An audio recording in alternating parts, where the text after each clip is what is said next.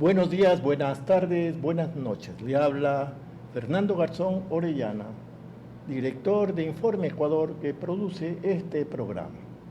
Gracias al apoyo de la Unión Nacional de Periodistas, Núcleo del Guayas, dirigido por el licenciado Richard Sellán.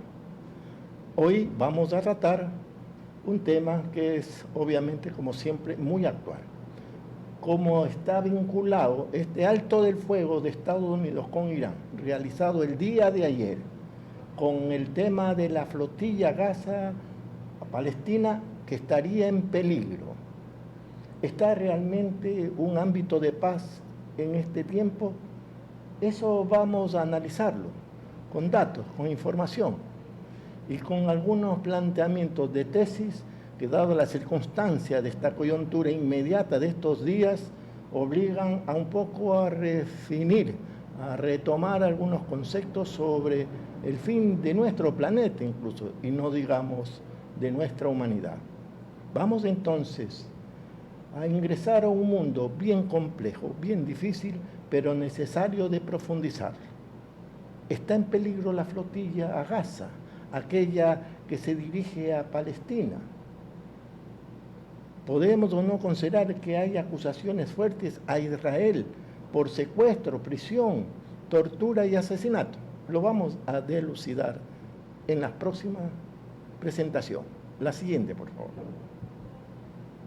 Pero vale un poco ver el contexto más bien de carácter histórico, porque a veces hablamos de Gaza, hablamos de Palestina, pero no siempre ubicamos de qué estamos hablando, a qué se está refiriendo. Básicamente, podemos resumir a través de estas imágenes que el siglo XIX, un famoso individuo llamado Teodoro Herzl, definió lo que iba a ser una gran ideología para un sector, diríamos, demoníaco, vinculado supuestamente a la religión, pero que realmente con un concepto sobre la apropiación, abuso, tortura, violencia y genocidios contra un pueblo de Palestina, de donde se entrecruzan tres religiones, tres profetas. Sí, justo ahí, en Palestina. Este individuo planteó la necesidad, ya a finales del siglo XIX, de constituir una nación exclusivamente para los de fe judía, con un concepto absolutamente atentatorio a todo criterio de igualdad y respeto de las religiones. Fue realmente el fundador en la práctica de lo llamado el sionismo, que planteó que se establezca un territorio para poder allá enviar o llevar a aquellos de fe judía que estaban supuestamente repartidos por todo el mundo, pero vamos a ver que estaban bien concentrados en una sola parte del mundo. No solo que planteó eso, sino que además asumió sobre esa implantación un territorio que iba a ser Palestina, en donde estaba Palestina, reconocido por siglos como parte de una conglomeración, digamos, de países, naciones y pueblos, porque además planteó la concepción de un gran Israel. Y ahí vemos un poco en los mapas esa ubicación de Palestina histórica, tradicional, ancestral, que todos los mapas, incluso de Gran Bretaña, planteaban que era Palestina. Y esa Palestina estaba ubicada en el Medio Oriente, estaba ubicado exactamente entre Europa y África, pero hacia el zona de Asia. Ahí estaba Palestina.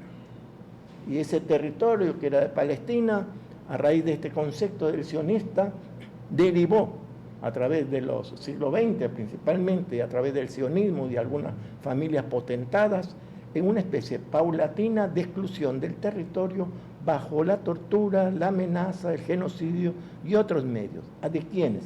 De las poblaciones originarias de Palestina. Y ahí vemos en el gráfico del lado derecho, hacia la parte de abajo, cómo paulatinamente se fueron tomando estos territorios y derivó finalmente en lo que ahora conocemos de lo que resta, por decirlo así, de Palestina, Cisjordania y Gaza. Y todo el resto del territorio originario de Palestina fue ocupado militarmente por Israel, el Estado de Israel. que fue el resultado de este proceso desde el sionismo y bajo una política absolutamente de no solo de genocidio, sino de apartheid, de persecución, de robo de tierras. Pues bien, es de ahí que se viene la propuesta de la flotilla Gaza. ¿A qué se refiere entonces la flotilla Gaza? Es una solidaridad internacional de representantes de muchas partes del mundo para que se detenga el genocidio en Gaza, porque ahora se quieren tomar o intentan tomarse también Gaza, parte de esta Palestina histórica. Ya tienen casi tomado Cisjordania, que es la otra parte de esta Palestina histórica, que es lo que queda dentro de la Palestina real, la que siempre ha estado en todos los anales de la historia del mundo. Y quieren tomarse ahora Gaza y definitivamente han asumido conjuntamente con Estados Unidos un proceso de genocidio, de destrucción de la población, de la exclusión y también la destrucción incluso del territorio para dejar ahí lo que se ha denominado, y lo dijo Trump, la Riviera Nueva que él quiere crear y está intentando hacerlo. Vamos a ver precisamente cómo esto deriva. Pero veamos la siguiente diapositiva, porque vamos a ver en qué contexto actual histórico estamos viviendo. Y claro, ¿cómo se relaciona esta circunstancia histórica que se está dando a nivel mundial con respecto al alto de fuego inicial por 15 días planteados inicialmente por Trump, quien propició una guerra con Israel contra Irán? Un alto de fuego en conversaciones a través de Pakistán como mediador internacional.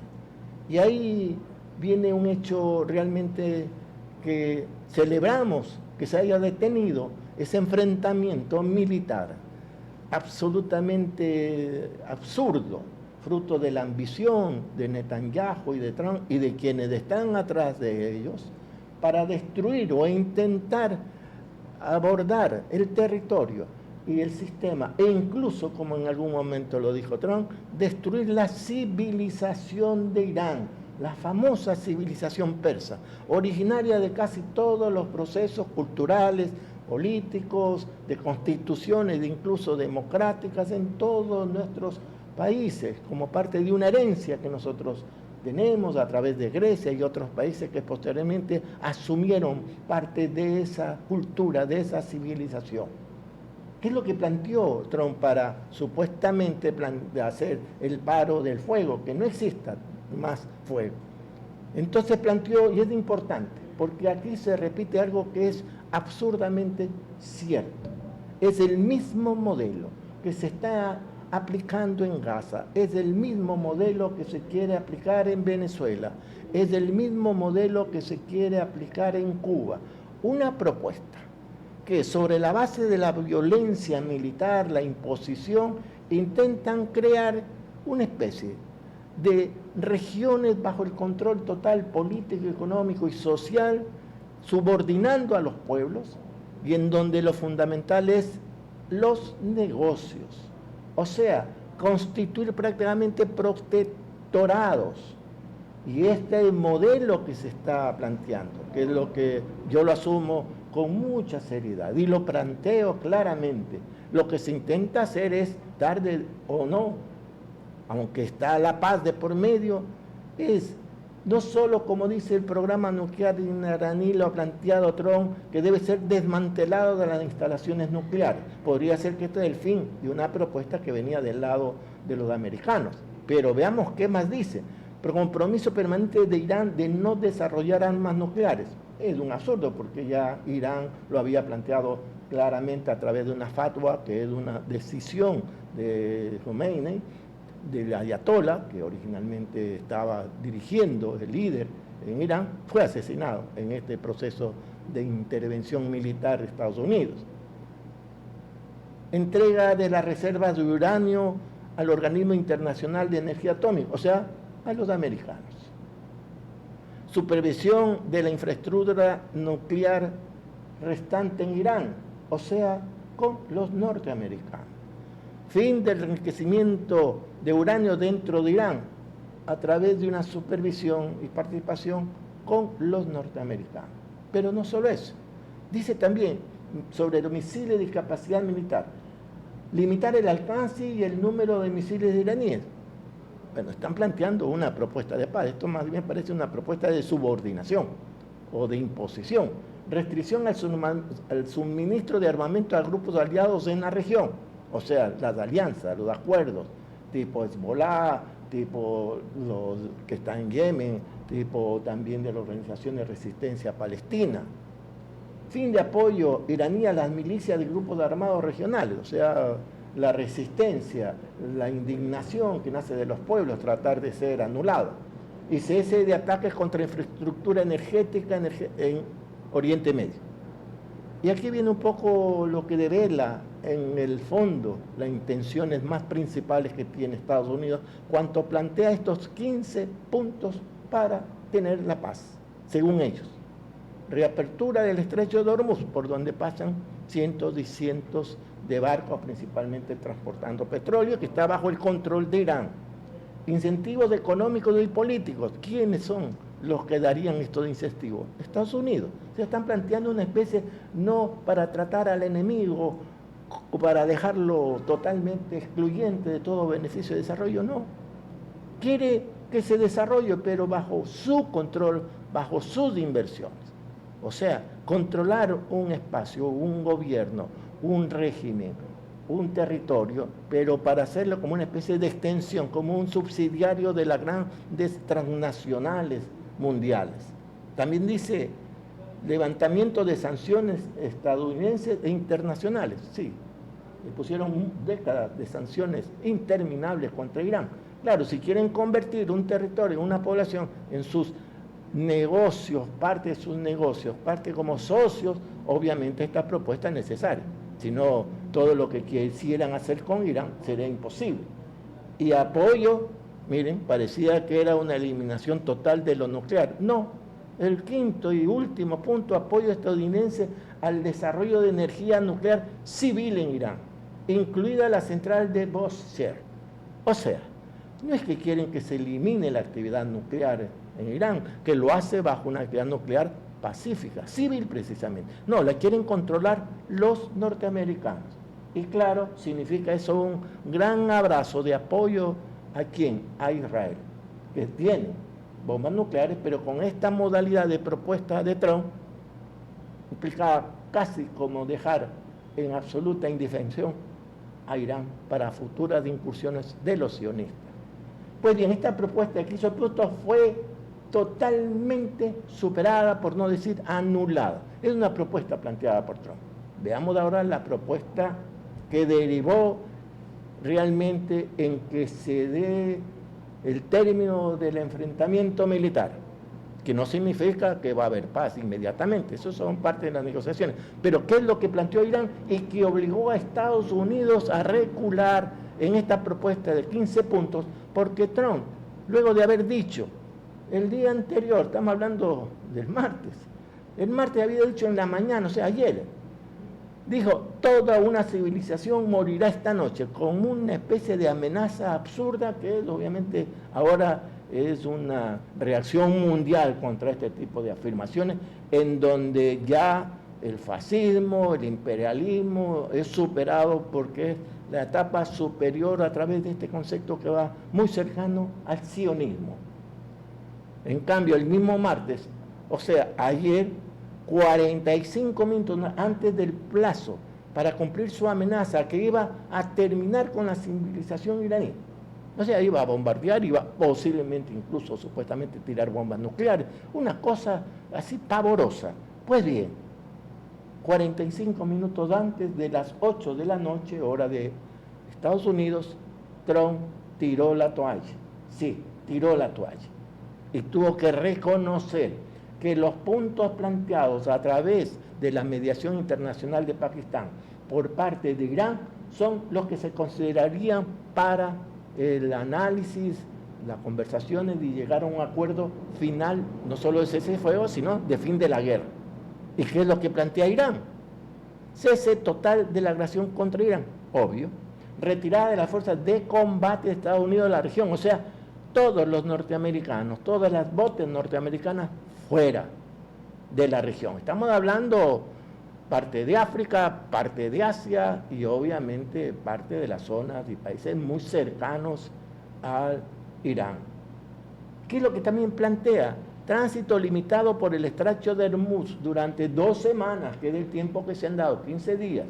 O sea, cuando se plantea tránsito limitado es porque, sí, se abre el tránsito por este famoso estrecho de Hormuz, pero bajo el control y supervisión de Irán. Miren ustedes, en los hechos es una propuesta que es superior a la que había antes de la iniciación de esta guerra que inició Estados Unidos, porque antes de la guerra había paso libre, o sea, todo el mundo podía pasar. No, ahora Irán va a decir, sí, todo el mundo puede pasar, pero tienen que pagar una tarifa por pasar por el estrecho de Hormuz. O sea, ¿quién está perdiendo? ¿Quién está reculando sus intenciones guerreristas? Evidentemente es Donald Trump y todo lo que está en torno a él.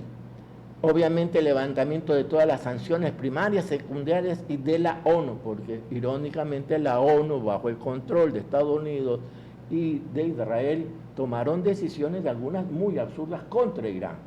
Compensación, escuchen bien, compensación de los daños a Irán. Quien pida compensación es quien se sintió no solo amenazado, sino afectado por una guerra que la inició Estados Unidos y el propio Israel. Ahora tienen que pagar los daños. Eso estamos hablando de muchos millones, de miles de millones por todo lo que destruyeron. Renuncia de Irán a fabricar armas nucleares. O sea, Irán ya se vuelve a comprometer lo que ya lo ha tenido durante décadas. No construirán armas nucleares. Aceptación del enriquecimiento de uranio por Irán. O sea que continúa lo que él ya tiene. Siguen. Pero en el marco de las leyes internacionales y la no proliferación de armas nucleares. O sea, es lo que se llama el llevar adelante investigaciones, estudios, elaboraciones de la energía nuclear para uso civil, o sea, pacífico. ¿Cambió la siguiente? Sí. Pues bien, ya ahí tenemos los 10 puntos que le estaba leyendo. Dice también negociación de acuerdo de paz por Irán con países de la región, porque hay conflictos, han habido con algunos países, principalmente con Arabia Saudita. Entonces es llevar a acuerdos de paz. No agresión contra todos los grupos de la resistencia. Estamos hablando de que no ataque Estados Unidos ni Israel a todos los grupos de resistencia del Líbano, de la propia Palestina y obviamente de Yemen y otros países que han actuado a través de esta concepción de resistencia y por la paz y defender los derechos en muchas partes del mundo. En particular estamos hablando en el caso de Palestina, la resistencia palestina, en donde hay 7 organizaciones que han mantenido la resistencia contra el invasor y la ocupación de territorios de Israel, ha sido ahí. Y obviamente cese de todas las resoluciones de la OEA, que es el organismo de control de energía de las Naciones Unidas y el Consejo de Seguridad. Pues bien, hago esta comparación para demostrar que la propuesta de Trump se orienta hacia el negocio, la imposición y la sumisión.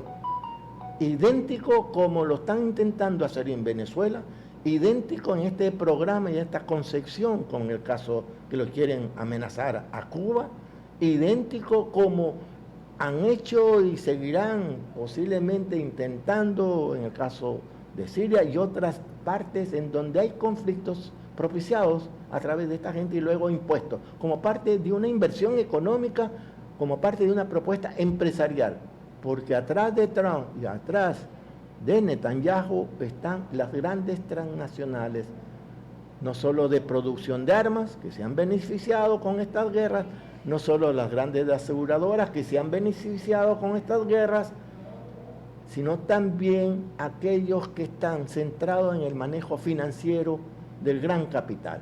Este es un enfrentamiento entonces contra un sistema malévolo que ha controlado a través de estas grandes transnacionales y familias que son ya ancestrales, pero ancestrales en el robo, en la usura y otras modalidades, como la familia Rothschild y otras, que han hecho del mundo un lugar para obtener grandes negocios, grandes ganancias para su bienestar y su absurdo consumismo y ambición por el dinero.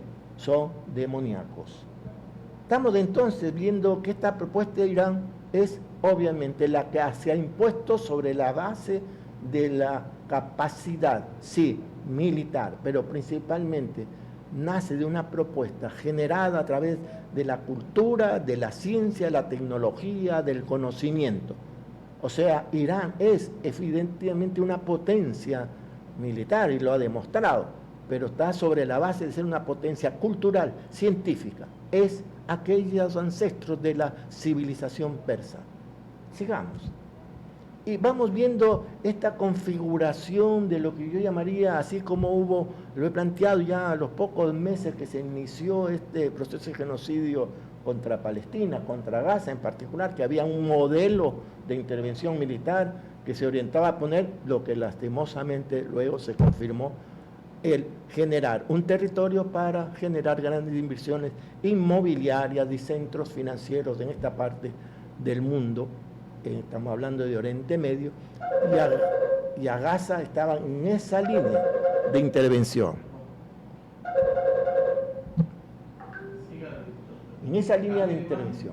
Pues bien, veamos entonces, porque se hace evidente cuando vemos cómo la estructura de la propuesta de la llamada Plan de Paz aplicado a Gaza. Digamos que es una referencia interesante, porque nos permite ver qué es lo que intentarían hacer también en otras partes del mundo, como pueden hacerlo, o lo están haciendo en cierta manera en Venezuela, o intentan hacerlo, como lo quieren hacer en Cuba, como lo quieren hacer en otros países. En algunos no, porque ya están adentro, como el caso de algunos países que están cogidos de la manito, principalmente los que fueron parte de la llamada Junta de Paz, del cual la Junta de Paz creada para el plan de paz de Donald Trump para Gaza, donde se detuvo efectivamente la confrontación militar, pero bajo la amenaza y el chantaje de seguir el genocidio o mandar una andanada de ataques contra la población civil.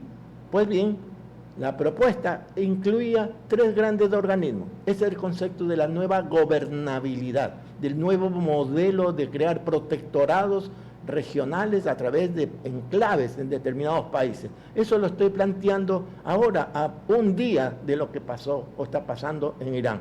La Junta de Paz, esa es una propuesta. Supervisará la implementación del plan movilizando recursos internacionales y garantizando la rendición de cuentas a medida que Gaza transita del conflicto a la paz y del desarrollo. Suena hermoso. La pregunta es, ¿quién supervisa? ¿Quién es el presidente de la Junta de Paz? Para Gaza, no estamos hablando de otro país. ¿Quién es? Donald Trump. Y sobre esa base planteó otros organismos, la creación de lo que es el Comité Ejecutivo. Esto es un organismo que hacía o hace las veces de llevar el fiel cumplimiento de este plan de paz. La siguiente, por favor. Y entonces, estamos viendo la Junta de Paz, estamos hablando del Comité Ejecutivo, y ahí tenemos algo que es inaudito, un Comité Ejecutivo constituido por el Secretario de Estado de Estados Unidos, Marco Rubio, el enviado especial para Gaza, Steve Witkoff, y el yerno de Trump, Jared Kushner, el director de Apollo Global Management, Mark Rowan, Roberto Gabriel, asesor de Trump, y claro, no podía faltar, el presidente del Banco Mundial, Ajay Banga. Pero lo que quiero concretar es que este comité ejecutivo es casi como una especie de comité gerencial de una gran empresa transnacional inmobiliaria y de inversión. Ese es el comité ejecutivo. Pero algo que me había olvidado destacar, esta Junta de Paz, que la preside Donald Trump, los que están constituyéndose y se hizo todo un evento allá en la zona justo de África, precisamente, si no me equivoco, en donde para ser parte de la Junta de Paz había que pagar $1.000 millones. ¿Quiénes los que participaban en eso? Parte de esta Junta de Paz.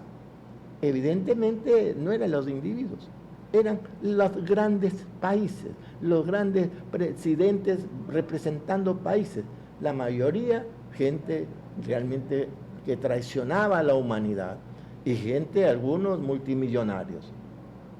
Eso nos da una pauta de que esta Junta de Paz es una Junta de Paz de la gran, llamémoslo así, la gran oligarquía transnacional mundial. Y el comité ejecutivo son los que van un poco a llevar adelante el cumplimiento de este plan de paz para Gaza. Pero pusieron, originalmente lo iban a poner a un Tony Blair, que fue el famoso canciller o presidente, por decirlo así, de Inglaterra en el tiempo de la invasión de Irak. O sea, muy mal visto, incluso por los propios países árabes que un poco están cercanos a este tipo de políticas. Y tuvieron que poner a otro personaje. Pero esto ya es parte de una presión, de un manejo de contradicciones internas que se están dando. ¿Quién es este personaje? Nikola Miladinov, es el director general. Un prestigioso, digámoslo así, a lo menos así reconocido, gran funcionario que ha sido de los Estados Unidos. También ha sido ministro de Defensa y también de Industrias de Bulgaria. Sí. También ha tenido una particularidad. Ha sido un experto en temas de resoluciones de conflictos, incluso entre árabes y también algunas personas, incluso el caso de Israel. O sea, tiene un camino largo de relaciones con los países, incluso con el propio autoridad palestina. El presidente de Palestina, de la Autoridad Nacional Palestina, incluso lo condecoró, ¿sí?, a este personaje. Digamos que son parte de las negociaciones que se están dando en torno a esto, o sea, no es todo blanco y negro. Y para demostrar más aún este proceso que se está dando es que se crea también un Comité Nacional para la Administración de Gaza. Tenemos el tercer organismo. Y dice Trump, será gobernada por un comité palestino tecnócrata y apolítico, responsable de la gestión diaria de los servicios públicos y municipalidades para la población. O sea, es una especie de gobierno de facto, que intenta hacerlo con palestinos, y efectivamente está integrado por palestinos. Entre esos del ingeniero Ali Shah, que es originario del sur de Gaza, Jan Yunis, y que es una persona que tiene una larga trayectoria, principalmente en temas de planificación, con la Autoridad Nacional Palestina. Durante algunas décadas es un experto en ese campo, pero también en este Comité Nacional para la Administración de Gaza está incluido un personaje, Sami Nasrallah, que ha sido un contradictor de la resistencia palestina, en particular de Hamas, y que además lidera o liderará los asuntos de interior y seguridad interna. Veamos, este es un modelo que se intenta también plantear hacia otros países. Una propuesta que va a incluir, ya la han planteado, Trump mismo ha planteado que él iba a ser el presidente de Venezuela, después lo promovió a Marco Rubio, o sea, es una especie que ellos ponen el gobierno o ponen la conducción central y sobre esa base manejan la economía, las empresas, todo el manejo de recursos naturales y de otros campos, de una especie de imposición de unas nuevas formas de protectorado en el siglo XX. La siguiente. Y en este contexto vemos cómo se completa esta concepción general, está relacionado con esta propuesta que hace una semana la planteó el ministro de Defensa, el ministro de Guerra de Estados Unidos, que es el mapa de la Gran América del Norte. Ahí la estamos viendo. Incluye Alaska, Canadá, Estados Unidos, todo Centroamérica, México, incluye también incluso Groenlandia, que no es de Estados Unidos, es de Dinamarca, en Europa, que eso genera obviamente algunos problemas con los europeos. Pero también está Colombia, Venezuela, Guayana, Surinam, Panamá y Ecuador. Y la propuesta que se ha planteado que esto sea la Gran América del Norte. Una propuesta muy similar a la propuesta de algunas décadas de los israelíes y de los sionistas. ¿Cuál es? La Gran Israel. El mismo concepto geoestratégico planteado por el sionismo para la zona de Palestina y todos los países cercanos, el mismo concepto lo maneja Donald Trump, como que son lo mismo. Y no solo eso, sino que además a eso se agrega un evidente hecho que a cuenta de que hay por un lado la Amazonía y por otro lado también los Andes, es como una especie de límite de esta Gran América o Gran Norteamérica o América del Norte. porque al extremo sur, en cambio, está en Argentina, constituyéndose en Argentina y Chile, lo que puede ser la nueva tierra prometida de los israelíes que se están tomando Patagonia. Crear casi un protectorado indirecto y subordinando al gobierno de Argentina. A lo menos Milei está tirado de patas, de cabezas y piernas, los arrodillados le llaman ahora, con este concepto general que logra casi controlar toda nuestra América. La siguiente. Pero vayamos un poco entonces ya concentrándonos también en el tema de la flotilla. Y veremos entonces que en ese contexto la flotilla está en riesgo. Porque pareciese que se ha terminado la guerra, pareciese, pero sucede que en todos estos aspectos que hemos analizado, Israel no se ha comprometido en nada, ni se ha pronunciado. Y más aún dice que va a continuar esta nueva arremetida contra el sur del Líbano, igual como hicieron con Gaza. Están diciendo que la población salga del Líbano, que es frontera por la parte norte con Israel. Ya más de 1 millón de libaneses han tenido que salir del sur del Líbano. Una cosa inaudita. Y están empezando a bombardear todo, exactamente como hicieron en Gaza. No solo eso, sino ya se tomaron hace muchas décadas incluso, se tomaron la parte alta del Golán, que era territorio de Siria. No solo eso, sino que hace poco lograron también incursionar en otras áreas, no solo, como estamos hablando de Líbano, sino también de Siria, sino incluso si quieren avanzar hasta... O sea, esta gran Israel, el gran Israel se está constituyendo sobre la base de esta amenaza.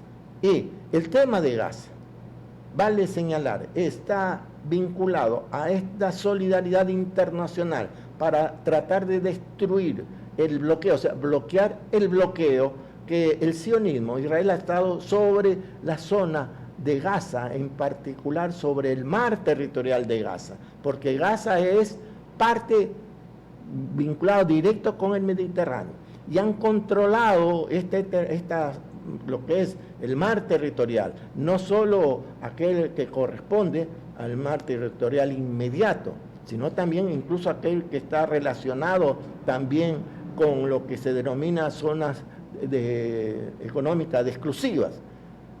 Y en estos terrenos ya, en estas aguas, ya también Israel, no ahora, ya algunas décadas que han bloqueado Gaza, no han permitido la pesca, permitiendo ciertos márgenes pequeños para hacer la pesca, o sea, destruir la economía de pesca de los gazatíes durante décadas, y ahora, obviamente, mucho más crítico. Y ahí tenemos que esto está relacionado con no respetar lo que son las fronteras desde el punto de vista de lo que se denomina mar internacional o derecho de navegación en el mar, a cuenta de que es un peligro.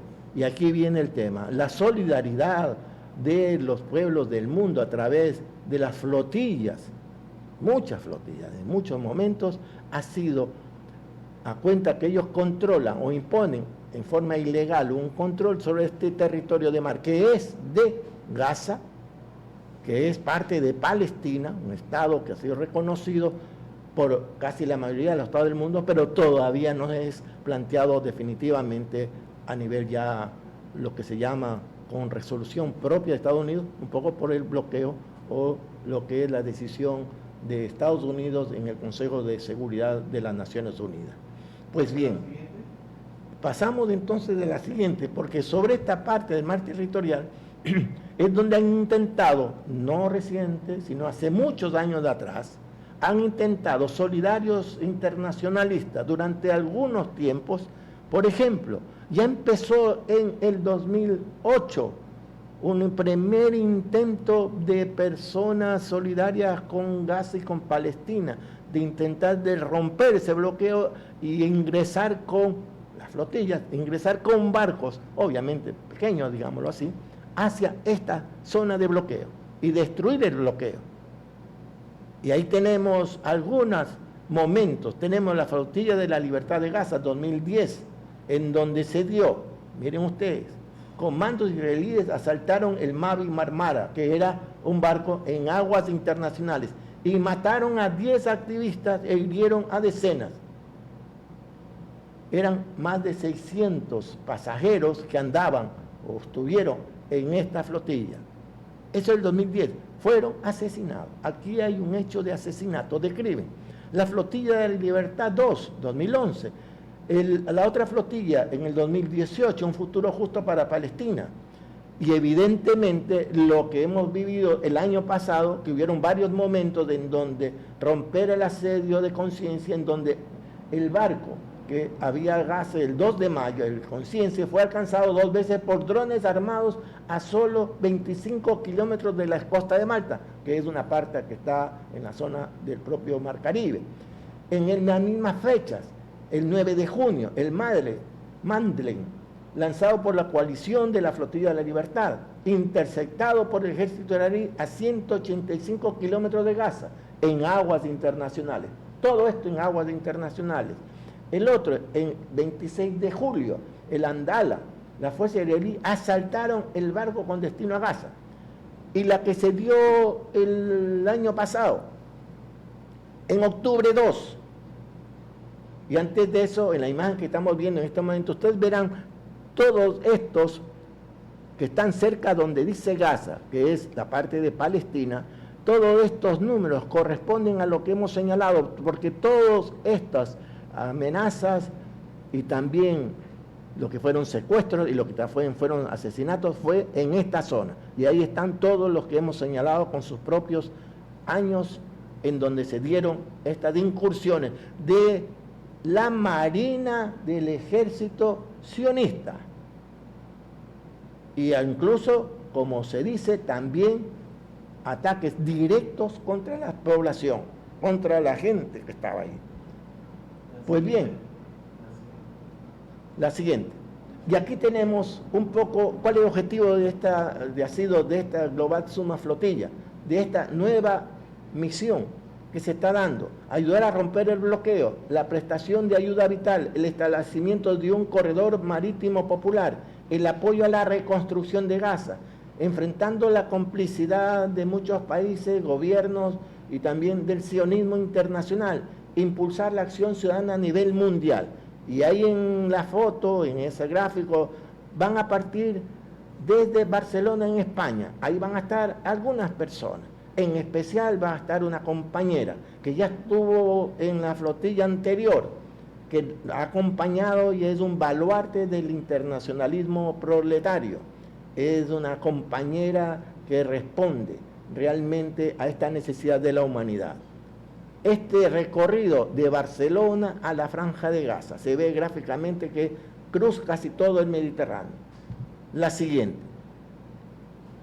Y un poco en estos días, Nicole León es la persona ecuatoriana que también tiene pasaporte español y que ha asumido un rol importante, pero como ella dice, no son ellos o los navegantes los que van a la flotilla, lo importante es tener en cuenta siempre que todo es para Palestina por Gaza. Fue detenida en aguas internacionales en octubre 2 del año pasado, y ahora vuelve a ir en esta nueva flotilla, y hace poco estuvo parte del convoy a Cuba, además de capitana de barco, porque ella tiene formación marina civil, no de la Marina de Ejércitos. Y así como ella, hay en esta nueva flotilla cerca de, y escuchen bien, es un dato ya confirmado, cerca de 100 embarcaciones y cerca de 1000 solidarios internacionalistas, la mayor flotilla que se ha dado en toda esta historia que hemos señalado. Eso va a hacer un impacto, una presión durísima contra Israel, y tenemos que estar atentos. Para estas cosas que hemos señalado, y con esto vamos a concluir, un mensaje. La solidaridad puede ser mucha, pero también hay que poner en firme y directamente para, en caso de cualquier circunstancia de amenaza, prisión, como tuvo los de internacionalistas y otros, considerar la necesidad de dirigirse al Ministerio de Asuntos Exteriores y Consulados de todo el mundo, de los países de origen de navegantes que puedan ser secuestrados en aguas internacionales. Y hay algunos organismos de los cuales de acuerdo a sus competencias, pueden asumir un seguimiento a esto. Corte Penal Internacional, Comité de Derechos Humanos de la ONU, organización como Amnistía Internacional, Tribunal Internacional de Derechos del Mar, Procedimientos Especiales de la ONU, Comité contra la Tortura, la Comisión Interamericana de Derechos Humanos. O sea, hay muchos campos en donde la solidaridad, a más de aquella que ha sido espectacular, la solidaridad en las calles, en las marchas, en los actos, eventos culturales, se ha dado también y se debe hacer ante la amenaza y el peligro que se cierne sobre los compañeros y compañeros, estos ámbitos institucionales de la institucional jurídica internacional. En eso estamos todos preparándonos. Somos todos uno solo, todo por la humanidad, todo por el corazón de la humanidad que está en Gaza, y que la paz, se dice así, sea con todos nosotros. Gracias.